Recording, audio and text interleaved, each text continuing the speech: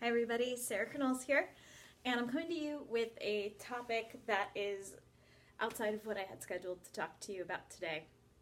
A friend asked me if I could talk a little bit about the impact that the metoo campaign has on modern day dating. And when I got the message, my first reaction was, awesome, that's a really great idea.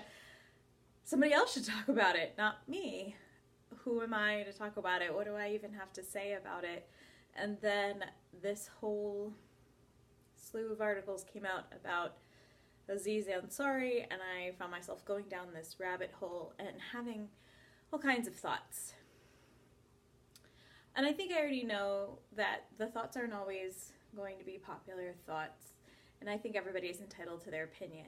And I think one of the most important things that we can take away from what's going on right now with all the backlash is that every situation is different, right? If you were in that situation where you felt coerced into having sex with somebody, but you felt like you had expressed your no, or you had stepped up and you said confidently no, and you still felt yourself pressured into the situation, that seems to be very different than what is going on right now in this situation. I know for me personally, there were times where I didn't feel confident in myself or in my voice or in my choice. I didn't feel confident in the moment. I thought that after sex I would feel differently, that things would feel stronger, and maybe to you that sounds ridiculous. Maybe. And you're entitled to your judgment. But that's how I felt in the moment, and I know after the situation it was clearer exactly how I felt. I've had regrets. I mean, who doesn't? But I can really only speak for myself and for my own point of view about where I think things need to be headed as we move forward into this new age of modern dating. I think one of the things that first came to mind when I was thinking about the situation is how much we as women tend to doubt ourselves. We aren't very confident listening to our own inner wisdom, whether you call that intuition or guidance or whatever that might be for you. But it's not something we're ever taught how to hear in the first place. We're not told to trust it either.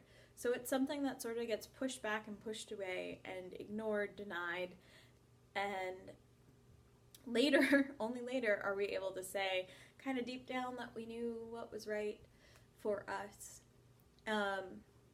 So I would really love to see there to be more support out there for women to practice listening to themselves first and foremost, listening to whatever that is for you, whatever your truth is, your real feelings, and playing almost a what if game.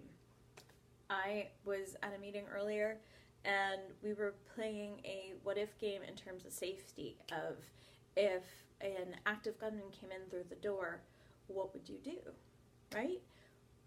Why don't we play this with the women in our lives, with the girls and young women in our lives? If you were in a situation where somebody isn't listening to your no, what would you do? What is the appropriate response, right? And how do you back up your words with your actions? How do you make the two of those things congruent? Because I know from my own experience, sometimes I say one thing and I do something completely different. And again, please don't hear that as I'm casting judgment on this woman for her, and why didn't she just leave, and why wasn't she more clear that she was uncomfortable in the moment, why did she wait until after? And I think those are valid questions that it's okay to have, but what I am saying is that it's important for us to clarify before we're in the situation, because when we're in the situation, it is so much harder to act if things feel fuzzy and confusing and we're not sure and we feel some pressure. It's sort of like being under the gun, right? So practice those situations ahead of time. Ask yourself those questions, listening to whatever your truth is. And yeah, every situation is going to be different. Absolutely. That's part of the process. So I think that's part one. I think part two is about communicating better. It's about communicating on both sides and being absolutely clear about what you want and what you don't want. And being verbal about that all the way down the line. If it's a situation where you start engaging in sex and you feel uncomfortable and you need to stop, then say so and stop. If it's a situation where you are in front of somebody that you want to impress, and so you're not saying no because you're afraid it's going to put the other person off, well then isn't that your answer right there? The answer being you're afraid that your truth, your honest opinion is going to turn somebody off. Well then, would you really want to be having sex with that person in the first place? Is that really somebody that you want to have an intimate experience with? I think it's something worth looking at.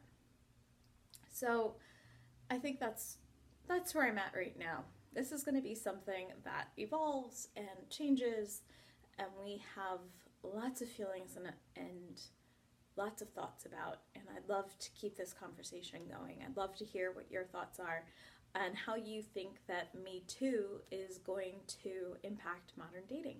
So let's start the conversation right now. Feel free to leave me your thoughts. Love to hear your opinions, your feelings, and let's keep talking about it, okay?